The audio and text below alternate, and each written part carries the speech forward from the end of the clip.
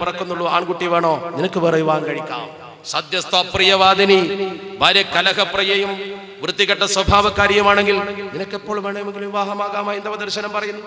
ക്രൈസ്തവ ദർശനത്തിൽ പോലും ലോകത്ത് ആളുകളുടെ ജനസംഖ്യ കുറഞ്ഞു വന്നപ്പോ എപ്പിസ്കോപ്പൽ ക്രൈസ്റ്റ് അവർ യോഗം ചേർന്നിട്ട് ബഹുഭാര്യത്വത്തിന് അനുമതി കൊടുത്ത അനുഭവങ്ങൾ ലോകത്തുണ്ടായിട്ടുണ്ട്. ഇറ്റലിയിൽ പോലും ഉണ്ടായിട്ടുണ്ട്. ഇവിടെ ഇസ്ലാം ഒരിക്കലും ബഹുഭാര്യത്വത്തെ പ്രോത്സാഹിപ്പിച്ചിട്ടില്ല. എന്നാൽ നിയന്ത്രണങ്ങൾക്ക് വിധേയമായി അനുവദിച്ചു. അതിന് പുതിയ നിയമം കൊണ്ടുവരുന്നത് ഇസ്ലാമിക ശരീഅത്തിനെതിരാണ്. അത് അടിച്ചേൽപ്പിക്കാൻ ശ്രമിച്ചാൽ മുസ്ലിം ലോകത്ത് പ്രത്യേകം അതിനെതിരെ പ്രതിഷേധം ഉയരും. അത് മുസ്ലിങ്ങളൊക്കെ ബഹുഭാര്യത്വത്തിന്റെ ആൾക്കാരാണ് എന്ന് വെച്ചത് കൊണ്ടല്ല. ഡോക്ടർ ബി കെ റോയ് ബർമനും ഡോക്ടർ കാന്തി പ്രകാശും ഇന്ത്യയിൽ വളരെ വർഷങ്ങൾക്ക് മുമ്പ് ഈ ബഹുഭാര്യത്വത്തെ കുറിച്ച് പഠിച്ചവരാ. രണ്ടുപേരും പറഞ്ഞ എന്താണ്? മുസ്ലിം സമൂഹത്തിൽ ബഹുഭാര്യത്വം തുലവും കുറവാണ്. മുസ്ലിം സമൂഹത്തിൽ ബഹുഭാര്യത്വം തുലവും കുറവാണ്.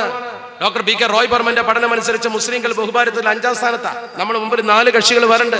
ട്രൈബൽ മേഖലയിൽ പ്രവർത്തിക്കുന്നവര്, അതുപോലെ ഹൈന്ദവ വിഭാഗത്തിലെ ചില ഉത്തരേന്ത്യയിലെ ചില മേഖലകളിൽ 4ഉം 5ഉം ഒക്കെ ഭാര്യമാരെ വെച്ചുകൊണ്ടിരിക്കുന്ന ആൾക്കാരുണ്ട്. അത്രേ മുസ്ലിങ്ങൾ ആ രംഗത്ത് വളരെ കുറവാ. മുസ്ലിങ്ങളെ മാത്രം കേന്ദ്രീകരിച്ച് ആ ഒരു ചർച്ച വേണ്ട എന്നാണ് ഞാൻ പറയുന്നത്. നമ്മുടെ മതത്തിൽ കർശന നിയമങ്ങളുള്ളപ്പോൾ പുതിയ നിയമവ്യവസ്ഥ കൊണ്ടുവരരുത്. അത് അപകടകരമാണ്. മറ്റൊന്ന് നോക്കൂ നിങ്ങൾ, ദയാവധം ഏറ്റവും വലിയ അപകടം. ഏറ്റവും വലിയ അപകടം ദയാവധത്തിന്റെ ഏറ്റവും വലിയ കുഴപ്പം എന്താ? മേഴ്സി കില്ലിംഗ് എന്നാണ് അതിന് പറയുന്നത്. മേഴ്സി കില്ലിംഗ്, ദയയോട് കൂടിയുള്ള കൊല്ലൽ. അതിന്റെ ഏറ്റവും വലിയ അപകടം അവിടെയാണ്. ഒരു മകൾ അല്ലെങ്കിൽ മകൻ അല്ലെങ്കിൽ ഭർത്താവ് അല്ലെങ്കിൽ ഭാര്യ ഇവരാരെങ്കിലും സമ്മതിച്ചൊരു ഡോക്ടറെ അടുത്ത് ചെന്നിട്ട് 3 ഡോക്ടർമാര് സമ്മതിച്ചു കൊടുത്താൽ രോഗിയെ കൊല്ലാം, നിയമപ്രകാരം കൊല്ലാം. അല്ലെങ്കിൽ തന്റെ മക്കളെ വൃദ്ധസദനങ്ങളിലേക്ക് പറഞ്ഞേക്കുന്ന അവസ്ഥയല്ലേ ഇപ്പോൾ ഉള്ളത്? വാപ്പയെയും അമ്മയെയും പ്രായമാകുമ്പോൾ വൃദ്ധസദനത്തിലേക്ക് പറഞ്ഞേക്കുന്ന അവസ്ഥ. ആ അവസ്ഥയാണ് ഉള്ളത് എങ്കിൽ ഈ ഉമ്മയെയും ഉപ്പയെയും ഒരു തലതിരിഞ്ഞ മകനെ 3 ഡോക്ടർമാരെ സ്വാധീനിച്ചാൽ മയക്കുമരുന്ന് കുത്തിവെച്ചിട്ടോ അല്ലെങ്കിൽ ആവശ്യമായ മരുന്ന് കഴിച്ചിട്ടോ നിയമാധിഷ്ഠിതമായി കൊല്ലാം. ധാർമ്മികത നിലനിർത്തുക, അതാണ് സമത്വ കേരള ജംഇയ്യത്തുൽ ഉലമയുടെ കീഴ്ഘടകമായ സമത്വ കേരള ജംഇയ്യത്തുൽ മുഅല്ലിമീന്റെ മുദ്രാവാക്യം.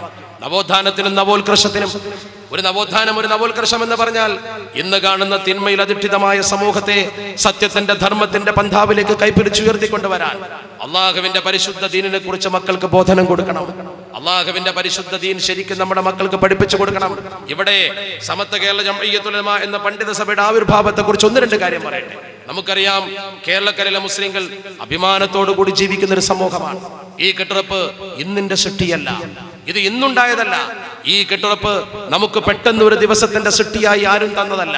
മറിച്ച് നമ്മുടെ പൂർവീകരായ മഹാത്മാക്കൾ വളരെ വളരെ പാടുപെട്ട് വളരെ അധ്വാനിച്ച് കെട്ടിപ്പടുത്തുണ്ടാക്കിയതാണ്. അന്ന് നമ്മുടെ സമൂഹത്തിന് നേതൃത്വം കൊടുത്ത മഹത്തുക്കൾ, ഞാൻ പറഞ്ഞല്ലോ നേതൃത്വം. നമുക്ക് മലബാറിൽ ഒരു വലിയ സഭയുണ്ടായിരുന്നു. നമുക്ക് പൂർവ്വകാലത്ത് 1921 നമ്മുടെ സമൂഹത്തെ അടിച്ചമർത്തപ്പെടുമ്പോഴും ഈ സമൂഹം അതിന്റെ പിന്നീട് ഉയർത്തെഴുന്നേറ്റ് വന്നത് മഹാന്മാരായ നേതാക്കളുടെ സാന്നിധ്യം കൊണ്ടാണ്. അതിന്റെ മുമ്പേ നമ്മുടെ കേരളം അൽഹംദുലില്ലാഹ് മഹാന്മാരായ നേതാക്കളാൽ നിർഭരമാണ്. വലിയുല്ലാഹി ഖുതുബുസ്സമാൻ മമ്പുറം സയ്യിദ് അലവി തങ്ങളെ പോലുള്ള പണ്ഡിത മഹത്തുക്കൾ ഈ സമൂഹത്തിന് നേതൃത്വം കൊടുത്ത പാരമ്പര്യത്തെ കുറിച്ച് ചരിത്ര ഗ്രന്ഥങ്ങളിൽ മനോഹരമായി പറയുന്നുണ്ട്. നിങ്ങളൊന്ന് പഠിച്ചു നോക്ക്. മലബാറിലെ ഇസ്ലാമിന്റെ പ്രചരണം ഈ രീതിയിൽ എത്തിപ്പെട്ടതിന്റെ പിന്നിൽ ഇത്തരം മഹാത്മാക്കളുടെ കൈയാണെന്ന് പറയുന്നു. അല്ലാതെ ഈ സമൂഹം വാളെടുത്തത് കൊണ്ടോ ഈ സമൂഹം അപകടകരമായ തീവ്രത പ്രകടമാക്കിയത് കൊണ്ടോ അല്ലല്ലോ. മലബാറിലെ മാപ്പിളമാരുടെ സമരവീര്യത്തെ കുറിച്ച് നന്നായി എഴുതപ്പെട്ടിട്ടുണ്ട്. നമ്മുടെ സമരവീര്യത്തെ കുറിച്ച് ശരിക്കും എഴുതിയിട്ടുണ്ട്. നമ്മുടെ സമരവീര്യത്തെ കുറിച്ച് ശരിക്കും എഴുതിയിട്ട് അത് പ്രചരിപ്പിച്ചിട്ട് നമ്മളെ കുറിച്ച് ലോകത്ത് ഒരുപാട് പഠനങ്ങൾ നടന്നിട്ടുണ്ട്. അതേ ആളുകൾ വന്നിട്ട് മലബാറിലെ മാപ്പിളമാരെ കുറിച്ച് ശരിക്കും പഠിച്ചിട്ട് അവരെഴുതി, ഇവിടെ ഇസ്ലാമിന്റെ പ്രചരണം നടന്നത് അക്രമം കൊണ്ടല്ല. ഇസ്ലാമിന്റെ പ്രചരണം ഇവിടെ നടന്നത് അക്രമം കൊണ്ടല്ല. എത്രത്തോളം? ഒരൊറ്റ സംഭവം നോക്കൂ നിങ്ങൾ. മലബാറിലെ മാപ്പിളമാരെ കുറിച്ച് പഠിച്ച പ്രമുഖരാണ് ടോട്ടൻഹാമും സ്റ്റീഫൻ ഫെഡറിക് ഡേലും അതുപോലെ തന്നെ പ്രഗത്ഭനായ മില്ലർ സാഹിബും ഒക്കെ. മില്ലർ സാഹിബിന്റെ ഒരു പുസ്തകമുണ്ട്, ദ മാപ്പിളാസ് ഓഫ് മലബാർ. അതിൽ അദ്ദേഹം മലബാറിലെ മുസ്ലിം സമൂഹത്തിന്റെ വികസനത്തിന്റെ ചരിത്രം എഴുതി. എങ്ങനെ മലബാറിൽ മുസ്ലിങ്ങൾ വികസിച്ചു വന്നു അദ്ദേഹം എഴുതി. 2 പോയിന്റാണ് അദ്ദേഹം കുറിച്ചിട്ടത്, എന്റെ മനസ്സ് തട്ടിയത്. അദ്ദേഹത്തിന്റെ പുസ്തകത്തിൽ അദ്ദേഹം 2 പ്രധാനപ്പെട്ട പോയിന്റ്. ഒന്ന്, അദ്ദേഹം പറഞ്ഞു മലബാറിൽ മുസ്ലിങ്ങളുടെ വളർച്ചയുടെയും വികാസത്തിന്റെയും അടിത്തറയായി പ്രവർത്തിച്ചത് ഒന്ന് മുസ്ലിം സമൂഹത്തിന് ഡെവലപ്മെന്റ് സ്റ്റാൻഡ്, പുരോഗമന കാഴ്ചപ്പാട്, അവരുടെ പുരോഗമന കാഴ്ചപ്പാട്. മറ്റത് അവരുടെ ശരിയായ ആ വ്യക്തിത്വ പ്രകടനം. ഈ 2 കാര്യങ്ങളാണ് അദ്ദേഹം എഴുതിയത്. ഒന്ന്, ഏറ്റവും പ്രധാനമായി അദ്ദേഹം പറയുന്നത് പുരോഗമന കാഴ്ചപ്പാടെന്ന് പറഞ്ഞാൽ നമ്മൾ ജാതീയതക്കെതിരെ മറക്കരുതെന്ന് പറയുമ്പോൾ മറക്കണമെന്ന് പറഞ്ഞവരാ നമ്മൾ. നമ്മുടെ സമൂഹത്തിലെ അള്ളിപ്പിടിച്ചു നിൽക്കുന്ന തിന്മകൾക്കെതിരെ പൊരുതിയവരാ. മനുഷ്യരൊക്കെ ഒന്നാണെന്ന് പറഞ്ഞവർ, ജാതീയത വിഭാടനം ചെയ്തവർ, അത് ജനങ്ങൾക്ക് വല്ലാതെ ആവാഹിച്ചെടുക്കാൻ കഴിഞ്ഞു. അത് ജനങ്ങളെ വല്ലാതെ സ്വാധീനിച്ചു. അതുകൊണ്ട് തന്നെ മില്ലർ സാഹിബ് പറഞ്ഞു ഒന്നതാണ്. രണ്ടാമത്തതോ മുസ്ലിം സമൂഹത്തിന്റെ മനോഹരമായ പെരുമാറ്റം അദ്ദേഹം പറഞ്ഞു. നല്ല സുന്ദരമായ പെരുമാറ്റം. ആ പെരുമാറ്റം മുസ്ലിം സമൂഹത്തെ കുറിച്ച് മറ്റുള്ളവരിൽ മതിപ്പുളവാക്കി. വളരെ നല്ല മതിപ്പ്, നമ്മളെ കുറിച്ച് വളരെ മനോഹരമായ മതിപ്പ്. അത് എഴുതിയിട്ട് അദ്ദേഹം പറഞ്ഞു, 8 നൂറ്റാണ്ട് കാലത്തെ മാപ്പിളമാരുടെ വളർച്ചക്കിടയിൽ യാതൊരു തരത്തിലുള്ള കുഴപ്പങ്ങളും കാണാനില്ല. അദ്ദേഹത്തിന്റെ വാചകം തന്നെ അങ്ങനെയാണ്, the first 8 centuries of the Mappila growth. ആദ്യത്തെ 8 നൂറ്റാണ്ട് കാലത്തെ മാപ്പിളമാരുടെ വളർച്ച. മില്ലർ സാഹിബിന്റെ പുസ്തകമുണ്ട്, അതിൽ അദ്ദേഹം മനോഹരമായി നമ്മളെ കുറിച്ച് പഠിച്ചു പറയുന്നു. മുസ്ലിം സമൂഹത്തിലെ മാപ്പിള വിഭാഗത്തിന്റെ 8 നൂറ്റാണ്ട് കാലത്തെ വളർച്ച. ഏതാണ് 8 നൂറ്റാണ്ട്? അതിന്റെ തുടക്കം എവിടെയാണ്? From the establishment of Islam in Kerala. കേരളത്തിൽ ഇസ്ലാം സുസ്ഥാപിതമായതിന്റെ ശേഷം മാലിക് ഇബ്നു ദീനാർ സംഘത്തിന്റെ വരവാണ്. അവർ വന്നതിന്റെ ശേഷം കേരളക്കരയിൽ 8 നൂറ്റാണ്ട് കാലത്തെ മുസ്ലിം ഉമ്മത്തിന്റെ വളർച്ച marked by a calm forward movement. അദ്ദേഹത്തിന്റെ ഭാഷ marked by a calm forward movement. എന്തൊരു മനോഹരമായ ഭാഷ! ഒരു സമാധാനപരമായ മുന്നേറ്റത്തിലൂടെയാണ് അത് രേഖപ്പെടുത്തപ്പെട്ടത്. മാർക്ക്ഡ് രേഖപ്പെടുത്തി. എങ്ങനെ? ഒരു കാം ഫോർവേഡ് മൂവ്മെന്റ്. എന്താണ് ആ പ്രത്യേകത? യാതൊരു തരത്തിലും ഒരു മനുഷ്യന് ദ്രോഹം നമ്മൾ ഉണ്ടാക്കിയിട്ടില്ലല്ലോ. ചോര ചിന്തുന്ന ഏർപ്പാടുണ്ടാക്കിയിട്ടില്ല. ബ്രിട്ടീഷുകാർക്കെതിരെ ചോര ചിന്തി ശരിയാണ്, പക്ഷെ ഇസ്ലാമിന്റെ പ്രചരണത്തിന് വേണ്ടി ചോര ചിന്തിയിട്ടില്ല.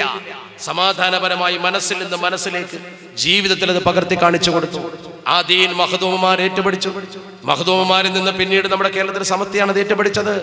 ആ സമത്വ കേരള ജംഇയ്യത്തുൽ ഉലമ എന്ത് ചെയ്തു എന്ന ചോദ്യത്തിന്റെ മറുപടി എന്താ സമത്വ ചെയ്തത്? ഈ ജനങ്ങളിലെ യഥാർത്ഥ വിശ്വാസം ഇവിടെ നിലനിർത്തി. വിശ്വാസത്തിന്റെ ആണിക്കൽ എന്താണ്? മഹാന്മാരെ ആദരിക്കൽ. മലബാറിലെ വിജയത്തിന്റെ മുഴുവൻ അതാണ്. മില്ലർ സാഹിബിന്റെ പുസ്തകത്തിൽ എന്നെ ആകർഷിച്ചൊരു വാക്കുണ്ട്, വല്ലാതെ ആകർഷിച്ചൊരു വാക്ക്. അദ്ദേഹം പറഞ്ഞു, മലബാറിലെ മുസ്ലിങ്ങൾ എന്ത് കുഴപ്പമുണ്ടായാലും ശരി, തങ്ങന്മാരെ കോലായി ചെന്നാൽ അത് മാറും. തങ്ങന്മാരെ മുമ്പിൽ ചെന്നാൽ, അവരെ മുമ്പിൽ ചെന്നാൽ, വലിയ വലിയ പണ്ഡിതന്മാരെ മുമ്പിൽ, റിലീജിയസ് സയൻസ് എന്നാണ് അദ്ദേഹം ഉപയോഗിച്ച ഭാഷ. സയൻസ്, പുണ്യവാളന്മാർ. ഈ പുണ്യവാളന്മാരെ മുമ്പിൽ ചെന്നാൽ ആ പ്രശ്നം തീരുന്ന. അതിന് അദ്ദേഹം എഴുതിയൊരു വാക്കുണ്ട്, അത് വല്ലാതെ മനസ്സിൽ എന്തെന്നറിയോ? ഒരു മാപ്പിളയും നമ്മൾ ഒരു കരാറുണ്ടാക്കിയ ആ മാപ്പിളയും നമ്മുടെ ഒരു വാക്ക് പറഞ്ഞാൽ അത് പാലിക്കാൻ അവർ ഉപയോഗിക്കുന്ന ഒരു പദം, അത് നേതൃത്വത്തിലുള്ള വിശ്വാസമാണ്. On the foot of Mampuram Thangal. Miller Sahib എഴുതുകയാണ്, on the foot of Mampuram Thangal is a sacred seal of a Mappila contract. ഒരു മാപ്പിള കോൺട്രാക്ടിന്റെ സേക്രഡ് സീൽ, വിശുദ്ധ മുദ്ര. എന്ത്? On the foot of Mampuram Thangal. മമ്പുറത്തെ തങ്ങളെ കാലാണേ എന്ന് പറഞ്ഞാൽ പിന്നെ ആ വിഷയത്തിന് യാതൊരു തർക്കമല്ല, അത് അവിടെ അവസാനിക്കും. മമ്പുറത്തെ തങ്ങളെ കാലാന്ന് പറഞ്ഞാൽ പിന്നെ അവിടെ തർക്കമില്ല. എന്താ കാരണം? അത് നടപ്പാക്കും. മമ്പുറം തങ്ങളെ പേര് വെച്ച് ഓൺ ദ ഫൂട്ട് എന്നാണ് ഉപയോഗിച്ച പദം. കണ്ടോ? അന്നത്തെ മാപ്പിളമാരെ മനസ്സിന്റെ ഉള്ളിലുള്ള നേതൃ അനുസരണ മനോഭാവം. കാരണവന്മാരനുസരിച്ചിരുന്നു, വാപ്പാരനുസരിച്ചിരുന്നു, ഉമ്മാനനുസരിച്ചിരുന്നു. ഈ അനുസരണ മനോഭാവമാണ് മുസ്ലിം ഉമ്മത്തിനെ വളർത്തിയത്. അള്ളാഹുവിന്റെ പരിശുദ്ധ ദീൻ അതാ പഠിപ്പിച്ചത്. അവരെ അനുസരണ കാണിച്ചില്ലെങ്കിൽ അപകടം ഉണ്ടാവും, ഉറപ്പല്ലേ? അനുസരണ മനോഭാവം കാണിച്ചില്ലെങ്കിൽ അപകടം ഉണ്ടാവും. അള്ളാഹുവിന്റെ പരിശുദ്ധ ഹബീബ് അഷ്റഫുൽ ഖൽഖ് മുഹമ്മദ് മുസ്തഫ സ്വല്ലല്ലാഹു അലൈഹി വസല്ലം തങ്ങൾ അക്കല റജുലുൻ മഅ റസൂലില്ലാഹി സ്വല്ലല്ലാഹു അലൈഹി വസല്ലം ഹദീസ് അല്ലേ? അള്ളാഹുവിന്റെ പരിശുദ്ധ ഹബീബിന്റെ കൂടെ ഒരാൾ ഭക്ഷണം കഴിക്കാനിരുന്ന ഒരു കുട്ടി, ഒരു ചെറുപ്പക്കാരൻ, ഒരു യുവാവ്. അവൻ ഭക്ഷണം കഴിക്കാനിരിക്കുക. അവൻ തിന്നുന്നതോ തന്റെ ഇടത് കൈ കൊണ്ട് തിന്നുന്ന കുഞ്ഞിനെ നോക്കിക്കൊണ്ട് പരിശുദ്ധ പ്രവാചകർ പറഞ്ഞു, കുൽ ബി യമീനിക, മോനെ വലത്തെ കൈ കൊണ്ട് തിന്ന് പറഞ്ഞു. ഒറ്റയടിക്കവൻ എടുത്തപടി പറഞ്ഞു, ലാസ്തത്യു, എനിക്ക് കഴിയില്ല. അധികാരം. ഉമ്മമാര് ശ്രദ്ധിക്കണം, കുട്ടികൾ ശ്രദ്ധിക്കണം, ചെറുപ്പക്കാർക്ക് വേണ്ടിയാണ് ഞാൻ പറയുന്നത്. ഈ കുട്ടി ഉടനെ തന്നെ പരിശുദ്ധ പ്രവാചകരോട് പറഞ്ഞു, ലാസ്തത്യു, എനിക്കതിന് കഴിയില്ല. അതൊരു വല്ലാത്ത ധിക്കാരത്തിന്റെ വാക്കല്ലേ? അങ്ങനെ പറയാൻ പാടുണ്ടോ? ഒരു ധിക്കാരത്തിന്റെ വാക്ക്. പക്ഷേ അവന് നമ്മൾ കേട്ടാ തോന്നുന്നു അവന്റെ കൈക്കെന്തോ കുഴപ്പമുള്ളതുകൊണ്ടാണ്. പക്ഷെ ഒന്നുമായിരുന്നില്ല. അള്ളാഹുവിന്റെ പരിശുദ്ധ ഹബീബ് അഷ്റഫുൽ ഖൽഖ് മുഹമ്മദ് മുസ്തഫ സ്വലാത്തിലേക്കുള്ള അതിലെ ബാക്കിയുണ്ടാവും. അള്ളാഹുവിന്റെ പരിശുദ്ധ ഹബീബ് പറഞ്ഞു, മാ മനഅഹു ഇല്ലൽ കിബ്ർ. കിബ്ർ കൊണ്ടാണ് അവൻ അത് ചെയ്യാതിരിക്കുന്നത്. കിബ്ർ കൊണ്ടാണ്. പറഞ്ഞത് ശരിയാന്ന് അവന് ബോധ്യം. അങ്ങനത്തെ ചില ആൾക്കാരുണ്ട്, പറഞ്ഞത് സത്യമാണ്, ധർമ്മമാണെന്ന് അവർക്കറിയാം, പക്ഷെ സ്വീകരിച്ചൂടാ. എന്തുകൊണ്ട്? ധാർഷ്ട്യം ആണ് കിബ്ർ. കിബ്ർ എന്ന് പറയുന്ന സംഗതി എന്നതാണ്. അല്ല നല്ല കുപ്പായം ധരിക്കലോ ചെരുപ്പിടലോ കിബ്റല്ലല്ലോ. അള്ളാഹുവിന്റെ പരിശുദ്ധ ഹബീബ് ഒരു സദസ്സിൽ ഇങ്ങനെ വിശദീകരിക്കാം. കിബ്ർ എന്ന് പറഞ്ഞാൽ മൻകാന ഫീ ഖൽബിഹി മിസ്കാല ദർറത്തിൻ മിൻ കിബ്ർ. അണുമണി തൂക്കം കിബ്ർ കൽബിലുണ്ടോ, ലാ യദ്ഖുലുൽ ജന്ന, അവൻ സ്വർഗ്ഗത്തിലേക്ക് കടക്കില്ല. അള്ളാഹുവിന്റെ പരിശുദ്ധ ദീൻ ഇത്